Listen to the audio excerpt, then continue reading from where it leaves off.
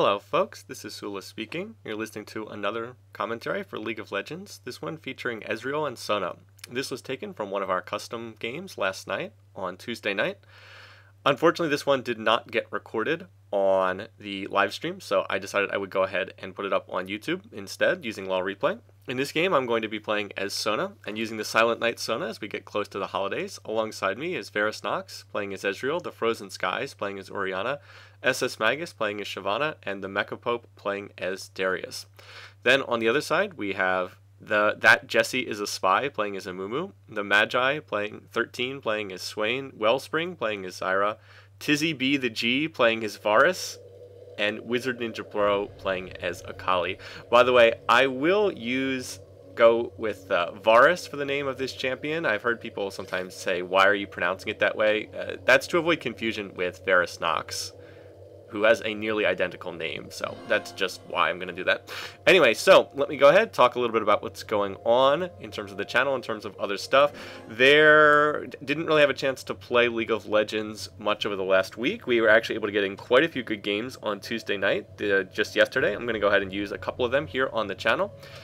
We obviously have the holidays coming up. There'll be some announcements related to that on the YouTube channel coming up, so keep an eye out on that. And as far as this game goes, again, we're still relatively early in Season 3, relatively early after the item rework, so I'm going to try to continue talking about different issues involving the whole Season 3 item rework. Try to use this video to talk a little bit about how to use Sona with the new item rework. I'll try to go through talk about that, and just highlight some different things going on in bottom lane play, because Ezreal Sona is a lane that we've played many times before. We've had a lot of practice with this lane, Varus Nox and myself, so it'll be a good example of just doing commentary on how to play the bottom lane in general, and also some of the changes here for Season 3. Anyway, it looks like both teams are just protecting their jungler. Magus is going to start with a very standard start for Shyvana, Wraiths into red buff. Meanwhile, they are going to do the equally normal start for Amumu, which is Wolves. By the way, the little Pharaoh Amumu skin, I actually like that skin quite a bit. The Wolves, and then into the blue buff. Again, very standard on all sides. So, let me talk again about some of the different things that are new. Again, the junglers now are normally supposed to start with Hunter's Machete. Builds into Wriggles, it builds into the new Spirit Stone, I think it's called. But anyway, is the thing that most junglers now need to start with. Bit of an interesting item choice here. Orianna starting with the Null Magic Mantle. I'm assuming that's for an early Chalice. So it's actually not a bad buy either. And of course, the omnipresent Crystalline Flasks. Actually, I'm going to put the bar over the time, so let me highlight it over here so you can see it. Stores 3 charges every time you are in the shop. Consume a charge to restore 100 health and 40 mana over 10 seconds. So my starting itemization for supports in Season 3 is to start with the Flask, and then start with either 4 wards, or 2 normal sight wards and a vision sight ward. So that is a pretty strong itemization choice. I also start with the Ghost Ward with the extra utility Tree Mastery. You get the free starting ward and the free starting biscuit. The biscuit is useful for one reason. You can eat the biscuit at the same time that you drink a health potion, or at the same time that you drink from the flask, so you can actually have double recharge going on at the same time, and that's actually pretty significant. So the best thing to use the biscuit for is to eat it if there's going to be a fight early on. Now, one thing I forgot to do was I should have used my pink immediately to clear out their ward here. Then they wouldn't have had vision on us. That would have been a better choice. So that was something I could have done. Anyway, we did have a gank in top, but it looks like it's not going to work out. Looks like it was an unsuccessful gank. And Magus playing as Shyvana started at red, then went to blue, and then went to gank top. That's a very standard gank path. And their jungler, their Amumu, that Jesse is a Spy, is doing also a standard path for someone who doesn't gank early, like Amumu. Anyway, coming back to this lane, I have put down the pink now. I realized what I should have done. I put down the pink, and then that allowed me to kill their ward, so that means they now have no vision in the bottom brush. Or, well, they won't, except that they have a Zyra plant that can see into it. Forgot that they do have this. One of the advantages of support Zyra. Right now, we are mostly just playing defensively. We're not looking to get too aggressive. I would like to go in and harass with Sona, but one of the weaknesses of Sona is she has very low base health. Like right there, I can come forward and get in some nice harass on Varus. And again, no sustain on their side. They do not have a heal in this lane or anything like that. So we were able to take advantage of the fact that their Varus, Tizzy B the G, and that's a name I'm going to have fun saying, came forward a little bit too aggressively. Looks like we did have a kill in mid lane. We're going to keep the focus. Anyway, right there, I went forward to harass Wellspring Zyra. Why was I able to do that? I was able to do that because he had used his root, his E, his grasping root skill. I will have to be careful of this because if I get rooted as Sona, I can get burst down very quickly. I do not have a lot of health. I still only have 600 health at level 3. That's pretty low. And Varus is in a similar situation. Actually, we all have fairly low health. To be perfectly honest, everybody has fairly low health in this lane. But I can get bursted down pretty quickly if I'm not careful. In terms of skilling order, Varus Nox started with the longsword and 2 health pots. This is my favorite start for most ADs now as well in Season 3. The longsword can be built into a brutalizer if you want to go for Black Cleaver, or alternately it can be built into a Vamp Scepter. And I keep highlighting this in the wrong spot. I should highlight it here. Just the 10 attack damage. Gives them extra 80 to start, allows you to get 2 health potions. It's good to start with some health potions. And then you can build it into a Vamp Scepter later on. Yes, you do need the Longsword as a component for Vamp Scepter now, which was not the case before the Season 3 item rework. So we are content just to farm this lane. Note how we are ahead in terms of minion kills. We're ahead 28 to 16. We are very safe as well. This position here is a very safe place to be. Note that it's very difficult for someone to gank us. My ward just died up here. I'm going to reward up here. But we're pretty safe. We have pretty good vision. The only real gank path is to come in here and then head down behind the dragon pit and then come out down there. That's really the only way they can kind of come after us. Magus is also down here, so we're looking to see if we can set up a fight. Again, I'd like to go in close, but I'd like to wait until after Zyra has used her skills. And by the way, note the bugginess of the seeds. They're supposed to trigger when you step over them, but Varus Nox walked right over that one and it didn't trigger. Anyway, so right here, going to go in and get some harass. But Shyvana has already backed off. SS Magus has gone back to farming, which is fine. Again, trading equally favors us because they do not have sustain. We have a heal on Sona. So if we just trade evenly, then we end up coming out ahead. Their Varus player, Tizzy B, still has 2 health potions left. But Zyra has drank most of her starting. She's drank most of her. I think she has 1 more flask charge. Yeah, I think she has 1 more flask charge, and she does still have the biscuit. But she's used up a lot of her health potions as well. So eventually, slowly, we will run them out of there, starting sustain that they're getting from items, and then we can take advantage of the fact that we have that heal. It's not a particularly strong heal, but we do have one. Anyway, we are harassing here. Unfortunately, my ward in this brush has died, so we no longer are going to have... Oops, this is what I want to check. Yeah, we no longer have vision in the brush right now, and that's where starting with 4 wards instead of 3 would have helped. Right here, though, Varus comes forward, and he's going to flash away, but as soon as Varus Nox's Arcane Shift is up, he's going to be able to get that, so there is the blink and the kill. So that is just a mistake in positioning right there. I'll go back and show this again so you can see. Watch. This is just a mistake in positioning. Varus comes way too far forward. I'm going to harass with Power Chord. The exhaust comes out, and then it's just a matter of blinking with Arcane Shift and then hitting on the Mystic Shot. So fairly straightforward. That was just a mistake by Tizzy B. He came too far forward, and I was able to hit him with my Sona skills. I'm maxing her Q first, Hymn of Valor for the damage. Looks like we had a kill in top lane. Sorry about that. I'm not going to rewind because the focus of this video is the bottom lane. I was able to hit with the Hymn of Valor, which is Sona's poke. I'm maxing that first. Able to get the Power Chord for the extra damage in terms of how Sona works. So able to get my full damage combo off, get exhaust so that he couldn't run away as fast. And then Varus Nox was able to get the kill. Note also that this is standard practice. I say this in my videos, but it's very worthwhile to people who are still learning League of Legends. Note that we try to get the minion wave into the tower. We didn't quite get it there. We got some of the minions there, not all. What we want to do is we want to shove the minions so that they get pushed to the tower and then get eaten by that tower.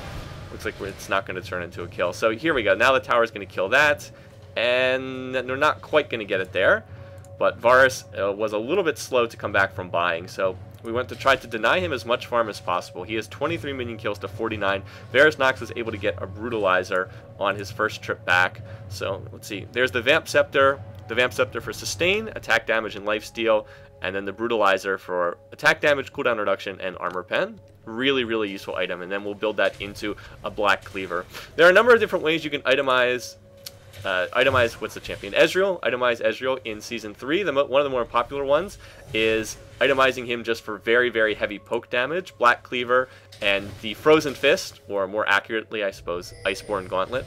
But that seems to be one of the stronger builds, and I believe that's the way that we're going in this game. Anyway, here, Varus is a little bit out of position again. If I had had Sona ult, we would have killed him there. Anyway, I'm taking a lot of damage, but I'm not quite going to have to blink away, and we're going to be able to finish that off with a true shot barrage out of Varus Nox. So again, Varus came a little bit too far forward. The positioning from Tizzy B was not the best, and we again hit level 6 first because we were in lane longer. We were able to get more experience, as there's a successful gank by Amumu in top lane. We were able to hit level 6 first. That means that Varus Nox had his ultimate available, and that allowed us to get that kill.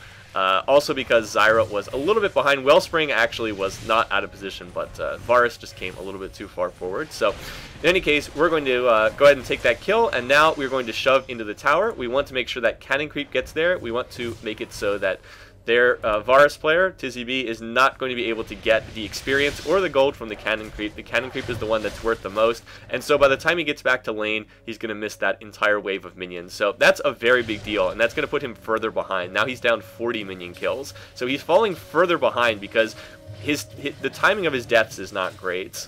When he's dying, it's allowing us to push a minion wave into his tower, and that's a real problem. In terms of skilling order, also, it looks like he has 2 points in Q, 2 points in W, and you generally don't want to do this. You generally want to max a skill first. You generally want to try to max skills as quickly as possible, so he should probably have 3 points in a skill, and my understanding is it's best to max the W first on Varus. I could be wrong, I don't know that much, but my understanding is it's best to max this skill first, and that probably shouldn't have 2 points in that Q, in the piercing arrow. Anyway, we're back to lane right now. Note that we get back to lane in time for Varus Nox to farm these creeps. He's going to clear them with his ultimate. So we are actually able to get back to lane in time to get this. Anyway, I'm going to use the ultimate right there. I'm going to use the exhaust right here, but it's a really nice Zyra ult from Wellspring. It's going to allow Tizzy B to escape. He also pops Ghost right there. That's going to allow him to continue escaping, but really good roots coming out from Wellspring, and he's going to allow their team to disengage from this fight. Tizzy B did pop his Ghost in the middle of that fight and allowed him to run out. It's kind of a little interesting that he has Ghost in this fight. Varus Nox has brought Cleanse on Ezreal. Anyway, let's see. Looks like Swain is going to make it out of there, and Amumu is in the area as well. So we weren't able to get a kill right there. Did get a pretty good Sona ult on that particular little fight there, but we weren't able to get the kill. So what we're going to do is, again, take advantage of our sustain. We can heal up right here. There's the poke damage coming out from Varus Nox, and we're going to look to try to force them off the tower, force them to go back. If right now Varus either has to stay on low health or he has to go back. This is not really a good time for him to go back. If he goes back, he's going to miss a full minion wave once again. But Tizzy B is going to go back to base, and that was probably a mistake because, again, he's going to miss this whole wave. That's about 8 creeps that he's not going to get. And as soon as we see that he's going back, we're going to shove this wave. Again, note that I cancel my recall. I'm like, oh, wait, he must have gone back. Okay, let's shove another wave into his tower. Let's deny another wave of minions. So again, note that I'm helping to push the wave as Sona. That's why I'm auto-attacking. Normally you don't see supports auto-attacking, but we want to push this wave into the tower if we can, and indeed we're going to be able to get this wave. Here comes Varus on his way back, but is he going to make it there in time? It doesn't look like it. Actually, Zyra managed to freeze the 2 minions before the wave got to the tower, but nope, not going to get that, so that's another wave of minions denied. And now Varus Nox is going to use his ult to clear a wave. He wants to make sure he gets the cannon creep here before he goes back. He should be able to get this with a Mystic Shot. There it is, and now he can back. And once again, we'll be able to go back in relative safety and go ahead and buy. Let's see, I think he might be sitting on an item, I don't know, maybe about 900 gold. Maybe he's trying to buy something. Let's see, there's a fight going on over here. Darius and Shyvana engaging with Amumu. Let's see if they're going to be able to get this kill. That's a nice hook from the Mecha Pope. Nice flash from that Jesse in order to get out. So it's not going to be a kill, but did manage to force a flash out of Amumu, so that's a good deal. Anyway, I guess Varus didn't go back. Looks like he's still waiting for more gold. And right now, Zyra's finally going back to base. Finally got a chance to go back. Zyra, Wellspring playing Zyra, has been holding this lane quite a bit. So, in other words, I went back to base. I guess let me talk a little bit about what I purchased here. I went for the Sight Stone as my first purchase. This allows you to stop buying wards. It saves you tons of gold. This should be one of your first purchases as a support in Season 3. So I got the Sight Stone. I also got a Philosopher's Stone, really useful on Sona because she burns through a lot of mana. Very useful to get that for the mana regen. There, Varus unfortunately whiffs on his ultimate. We assumed that meant that Amumu was in the area, but he wasn't actually. Amumu was actually just top when he went back to buy Now Amumu's on his way back to lane. So that means that ult's down, and that means it's a good time for us to fight again. We have both of our ults up. My exhaust is just about to come off cooldown, so this is a good time for us to look to fight. Anyway, so the core build for supports, in my experience in Season 3, and it depends on the support, but the core build that I've been working with is Sightstone, Flask, and Philosopher's Stone, and that seems to work pretty well from what I've seen. So that's sort of my core build, at least thus far. Anyway, once again, we're looking to fight, but we didn't want to get too aggressive unless we could see Amumu somewhere else on the map. With Zyra ult and Amumu ult, their team has a lot of crowd control, so we do have to be careful about how we do that. If we're not careful, we could end up getting Amumu ulted and Zyra ulted underneath the tower or something like that, and even though we're ahead, we would still lose. Now, granted, we're very far ahead. We're now 60 CS ahead because Varus has missed so many minion kills. So we wanted to wait to see if we spotted Amumu, and indeed, look, now that I'm watching this replay, I have not watched the replay before. Yeah, Amumu was right here, so they were baiting this fight. We said, look, if we don't see Amumu, we're not going to get aggressive under the tower. We wanted to see Amumu first before we did anything, and it looks like that was the right decision. So again, keeping track of where the jungler is on the map, very important. Now Wellspring's going to pink. Dragon is going to kill my ward, so that's a nice play there as well, just to make use of the pink, deny us some vision, and force us off. Anyway, Varus went back to buy, so you know what we're going to do. We're going to push to the tower. We're going to try to shove onto this tower, and we can do one of two things. We can try to take the tower, and that would give our team more gold. That would give us more control of the bottom side of the map, or alternately, we can keep the tower up, and we can just deny more minions. By leaving the tower up, that will allow the tower to eat their minions, and that means Varus will not be able to farm them. So we decided that we would do that. So he is going to make it back in time to get these minions, but he's going to have to last hit, and unfortunately TZB is not doing the best job of last. He's just sort of auto-attacking here, and that's really not how you farm underneath the tower. So he is going to get, I guess, about half of these, but that really wasn't done all that well. Anyway, there's a fight going on in top lane 2v2. Doesn't seem to be going too well for our side right here. If Amumu plays this correctly, that Jesse should be able to get this kill. He just has to land one more bandage toss, but for some reason he backs off. Bit of a strange decision right there. Let's check the other lanes, what's going on right now. It looks like mid is pretty even. 1-1, 76 minion kills, 1-1, 84 minion kills. Although right now, Swain's going for a kill. Is he going to get this? I think he is. Yes, the damage over time from the Ignite and also from that Torment. So it looks like Swain is slightly ahead mid. However, we are very, very much ahead down here in bottom lane. But look at that poke onto Wellspring. Varus Nox has picked up... Oh, wow, he's still getting that nice ult right there, but I'm going to counter ult. Varus is going to miss his own true shot, but with the exhaust, we will be able to pick that off. And now we're going to be able to go back and once again continue shoving the lane, denying more minions to their Varus player, TZB. So that fight went pretty well for us, even though we missed the true shot barrage. I was able to counter the Varus ult with Sona ult and get the crescendo down. I also pinked the pink ward that Wellspring brought down. In terms of item on Varus Nox, he now has a BF sword, so that's going to add a lot of damage. Watch, Wellspring gets really low, and then I'm going to flash for the kill with Sona. I knew that Wellspring was on one hit, so I flashed and used Hymn of Valor and Power Chord. That's going to get us the second kill. So once again, what are we going to do? Shove the minions into the tower, and now we're just going to farm this next creep wave behind the tower, let the tower continue killing all of these minions, and that's why Varus is so far behind in this lane. Let's look at the gold as well. He's about 2,000 gold behind. That's a huge margin. Anyway, so I came up here, I went ahead and warded the blue, and even though we have not hit the tower at all, there's just so many minions that they're going to take down the tower on their own, so we're not able to deny more minions, but we went ahead and took that, and with bottom lane tower being down, with Varus being way back here at the second tower, that frees us up to go ahead and claim this dragon in complete safety, really. We also have a pink ward, so we know they don't even have vision there, so that really went well for us. Really could not have gone too much better. As it is, our team's about 4,000 gold ahead, and most of that advantage is coming from the bottom lane. Again, we are 2,500 up on the ADs, and then we're another 500 gold up on the support. So yeah, Zyra is doing much better than their Varus player. Wellspring is actually having a pretty solid game. Our next goal is we wanted to try to push the middle tower.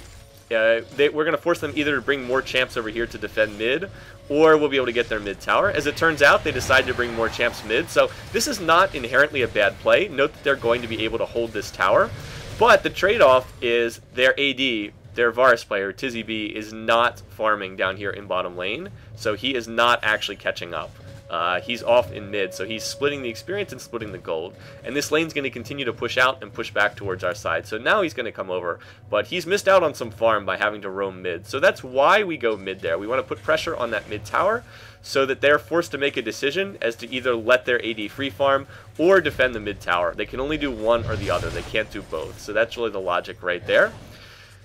In terms of what's going on now, we also went back to buy. In terms of what I will go ahead and look at both my items and Varus Nox's Ezreal items. On Ezreal, Varus went for the Quick Brutalizer, then he went for the Bloodthirster. So that's going to give him a lot more damage, 192 AD currently. That is against 152. Actually, their Varus player has quite a bit of damage as well. But anyway, more damage, and then he also has the Brutalizer. It looks like the Ruby Crystal is building towards a Black Cleaver next, would at least be my guess. As far as what I've got on Sona, I upgraded to the Ruby Sight Stone. Again, you might as well do this. Gives you extra health. This is as close to Heart of Gold as anything that exists in Season 3. Got that. I went for the cooldown boots. I actually didn't even have boots before that, so I want to get some cooldown reduction. I generally get less CDR in Season 3 compared to Season 2. So, got that, and then next I want to build towards an Aegis and eventually upgrade that to a Runic Bulwark. Now, why go for... Well, I'll get back to that point in a minute. We've got a fight going on here over at the blue. So, we're coming over to try to stop Swain from getting his blue. I'm going to use Sona ult. It was a mistimed Sona ult. Should have held that a second longer to hit all three. Anyway, Swain's doing a lot of damage. Magus is getting very, very low. He's also been ignited. I'm actually right in the middle of the fight as Sona, but the Frozen Skies, our Orianna player, is going to come over. He's going to get some damage. Oh, we've got Zyra very, very low. Can we finish this one off? 20 HP, but no, the tower is right there. Varus is also equally low, so two champs on about 20 HP, but neither one going to fall. So we're not going to be able to get that kill, but we did get one kill. We went 1 for 0 in that fight. We lost a kill on top. Akali scored a kill on top and took tower, so that was a nice play by Wizard Ninja. We went 1 for 0 here, and we took the blue. So that's a pretty big deal, not letting Swain get his blue buff. Swain is much, much scarier when he has blue. So that was an overall win for us. We almost got a second kill. They almost got a kill. In the end, ended up breaking just 1 for 0 there.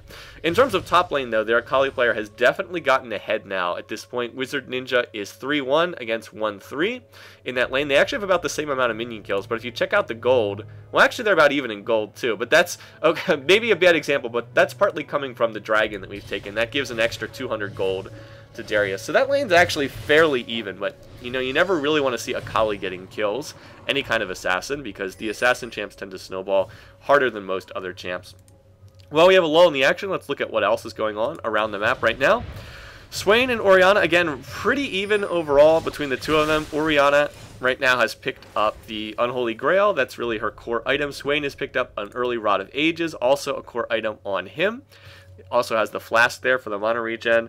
And they're, you know, just basically wave clearing back and forth right now. There hasn't been too much action in mid. They've gotten a couple kills. I think that Swain has played this a little bit better. That's a nice finding, but in comes Magus, and they're going to turn this into a potential kill. Yes, they are going to turn this around. Zyra ult is not going to be enough. So, nice play right there, using Shyvana ult to come in and score that particular kill. That's going to help out quite a bit. Unfortunately, in top lane, they're doing the same thing. Amumu coming in, ganking on the Mecha Pope, and they should be able to get this. It's just a matter of Akali dashing, using her Shadow Dash, and yeah, there we're going to go. Now in comes Shyvana, and this is not really a fight that Shyvana wants. I think that this may have been a mistake right there. I remember this not going so well. Looks like Magus is going to be able to escape from that, but that didn't go so well. Then I'm going to go ahead and toss down a ward, because I know that these three are coming.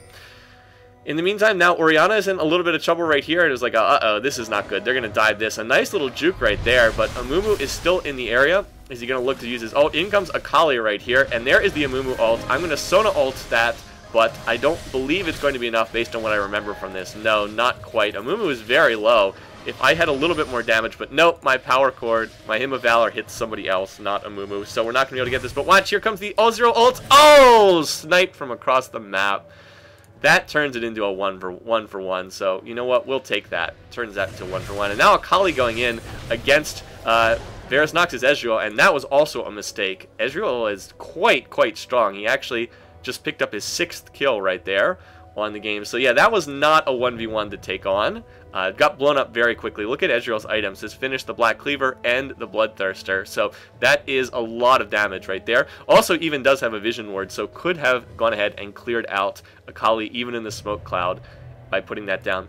We did have a dragon timer. We knew when dragon would spawn because we had killed it the first time. We knew it was just about to respawn, so that's why we're grouping up around dragon. We're going to toss down the pink ward. Going to use that to go ahead and clear out their ward. And up, looky what we have here. Looks like we've got a dragon on our hands. This is one of the little things that you can do in a game to try and improve your play. Take timers, pay attention to when things get killed. Let me go ahead and pull this up. We saw that dragon was killed at 17:29. That means it'll respawn at 23:29. And indeed, we killed it, what, about 9 seconds after it spawned? So that's one thing you can do. Kill it immediately as soon as it spawns and be in position to do that. Just one little thing you can do. We were, once again, trying to get mid-tower. Their team is defending it quite heavily, though. This is still a good target for us to focus on because, look, we can't really farm bottom lane. It's too far back towards their tower. Not really in a good position to farm that. So mid-tower is a good objective for us to go after. Again, by putting pressure on mid, that means that their AD, their Varus player, is not farming. He is only on 87 minion kills because he keeps having to come and defend mid, so that's a very good thing for our team. Even if we're not able to get this tower, just by putting pressure on this lane forces them to defend the lane, and it makes it difficult for them to go and farm elsewhere. So again, this is not the worst situation, even if, I mean, we'd like to get this tower, don't get me wrong, but just the ability to put pressure on this lane is still pretty valuable. It was actually a nice binding by their Zyra player, Wellspring, onto Varus, and then a nice root there by Swain. But I don't know if this is going to turn into a larger fight. Both teams have 5... Well, no, we both had 5 players, but their AD, their Varus player, went back. Anyway, right now there's a big wave pushing in bot, so that means it's time for us to split up, send Ezreal back down the bottom lane to farm this, but we probably do need to keep 4 here in mid to stop their push. The problem is there's also a big minion wave in top lane, and the Mecha Pope is going to go and clear that wave in top. So what that means is we only have 3 champs here, and in retrospect, when we looked at this after the game, this was a mistake on our team. We only had 3 here to stop their 5. And that's actually a nice binding once again by Swain. That's going to lead into a Mumu ult. It's going to lead into Zyra ult. And right there, you see what their team does if they're able to land the Zyra ult and the Mumu ult together. They're going to blow up 2 members of our team. And there's really nothing I can do. I'm lucky that that Mumu bandage toss did not hit. Just need to back off. So we did not have Ezreal there, our biggest damage dealer. And we also did not have Darius there. Darius could have gotten a kill or 2 with his ultimate because several of them were low. So a nice play by them. They go 2 for 0 and end up taking that tower. So that's really what they needed. That is going to help them out. That gets them back to only about 4,000 gold down. Still, they only won that fight because Ezreal wasn't there. And our AD is much, much, much stronger than their AD. Our AD is 4,500 gold ahead of their AD. So in the other lanes, top, they're very slightly ahead. Jungle's basically even. Mid, they're very slightly ahead. But that bottom lane, all of the difference in the game is coming from that bottom lane. Their AD just has a Zeal and a BF sword. Like, he really has almost nothing. Whereas Varus Nox now has the 2 completed items and the Sheen on top of that. So is very, very strong. We need to protect Ezreal in team fights. If we can do that, we will likely win the game. Likely be able to do that. Alright, so again, in terms of support itemization, I mentioned I was going to go for Aegis of the Legion next. Health, Armor, Magic Resist. Nearby allied champs gain Armor, Magic Resist, and Health Regen per 5. Why did I want to rush Runic Bulwark so quickly in this game? Well, there is a rationale for that. Look at the composition of their team. Who do they have? They have double AP, they have Swain in mid, they have Akali in top, both dealing magic damage. Their jungler is a Mumu, who also deals almost entirely magic damage. And then their support is Zyra, who, once again, all magic damage. Their team is extremely heavy on magic damage in terms of the composition of this team. The only one dealing physical damage is Varus, and as we've seen, Varus is very, very shut down this game. He's really doing very little damage. He's also, for some reason, maxing Q and W together, and even his W deals magic damage. Their team is very, very heavy on magic damage. What that means is I want to rush my Runic Bulwark, and I want to get that magic resist aura going for the team. That will be very, very useful because I can give 30 MR to everyone on the team, and that will just make a giant difference. So that's what I'm looking to do. And again, I would do things maybe a little bit differently in a different game.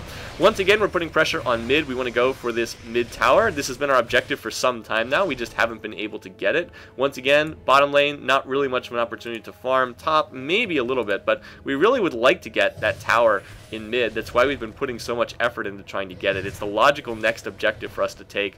We should be able to win a team fight. We are stronger than them. We just have to be a little bit careful. Right here, though, Swain's going to come forward a little bit. Now, go ahead and slow this down. I'm able to get a good Sona ult off right there. They're going to get our first kill with Darius ult. It's a pretty good Orianna ult. It's a very good Zyra ult. Wellspring hit all 5 of us with his Zyra ult. Right now, Magus is going to dive into the middle of the team with Shyvana. That's a nice use of that ult, too. Even though it looks like he's going to get blown up. Well, now he's going to flash out once again. But look, notice how their team is mostly running away. There's a second kill by Darius. Right now, we've got a Mumu in the back line, so Varusnox is going to turn and finish him off. I'm actually going to get the kill. And now they only have 2 members of their team left. So let's speed this up. I'm going to use Exhaust, and I'm going to get the power cord slow onto their Varus player. And that's going to lead to us going 4 for 1. So a really good fight for us. We got Swain trapped just a little bit in front of their team. He was a little bit too far forward. We were able to fight them out in the open. Now we're going to go after Zyra, although it's another beautiful route from Wellspring, who, by the way, played extremely well in this game. Really, really well. Got another great route. Once again, we're going to go in. A great grab by Darius. There's the flash, and now I'm going to stack on the damage with Power Cord, and the Mecha Pope is going to claim that one as well. So the Mecha Pope got off some nice Darius ult in that fight. Got off, I believe, 2 dunks in the fight, and then got off a 3rd kill right there at the end. So just continuously getting those resets. And again, that is the strength of Darius as a champ. Even if he is maybe not winning his lane necessarily, I'd say they roughly broke even with Wizard Ninja Pro, the Akali player, coming out a little bit on top. Roughly broke even, came out a little bit on top for Akali, but in those team fights, if Darius can get his ult to reset and he can keep dunking people, that makes a very big difference indeed. Anyway, with the win in that team fight, we were able to take 2 towers, got 4 for 1 and 2 towers. That has really broken the game open from about a 4,000 gold lead to a 9,000 gold lead, and that has really made the difference. I've gone ahead. I was going to get an Oracle, but I didn't have quite enough. Instead, Magus went ahead and got one, so that works for us. I'm going to go ahead, and I'd like to pink their pink at Baron, but here comes Akali, here comes a Mumu. Not the best situation right there.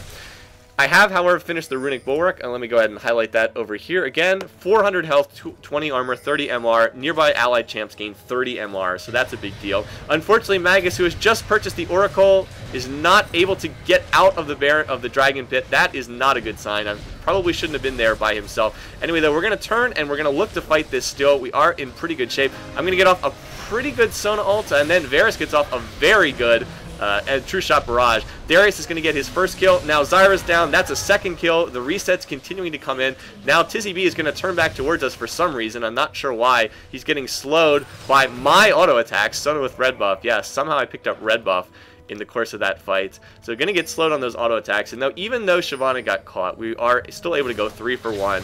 And we're going to look to make a play for Baron right now. We don't have a smite, but guess what? They don't have a smite either. Both junglers are dead. So we should be able to burst this down and be able to take this. The idea being, again, if they come in, if they want to try to fight us, then we'll simply turn and kill whoever comes to fight. See, we can see Akali. I'm running around back here warding so we can see. Here's our vision.